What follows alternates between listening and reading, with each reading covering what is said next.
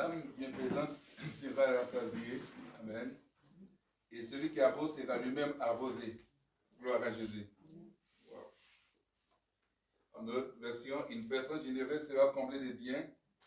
En retour, celui qui donne à boire sera désaltéré. Gloire à Jésus. On est dans la semaine des bienfaiteurs. Et c'est le culte des bienfaiteurs. Alléluia. On est dans la semaine des bienfaiteurs, c'est le culte des bienfaiteurs. C'est une instruction que le Seigneur m'a donnée. Et c'est cela que je marche selon ça. Voilà.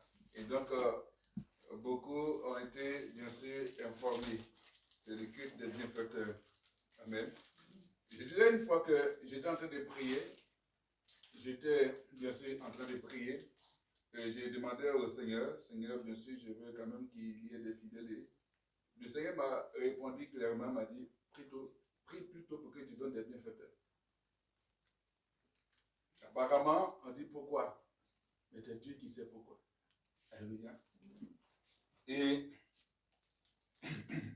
il me donne instruction qu'à partir du 1er août, bien sûr, jusqu'au 7, la semaine là, c'est la semaine des bienfaiteurs. Pour prier pour les bienfaiteurs de ce ministère.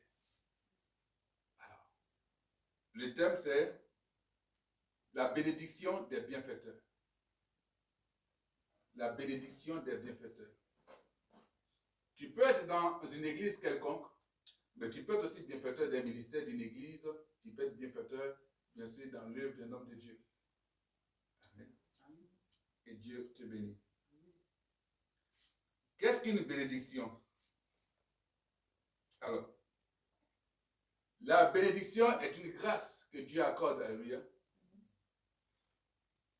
La bénédiction est une faveur que Dieu nous accorde par le Seigneur Jésus-Christ. Là, on parle de bénédiction. Et la bénédiction de Dieu sanctifie l'homme.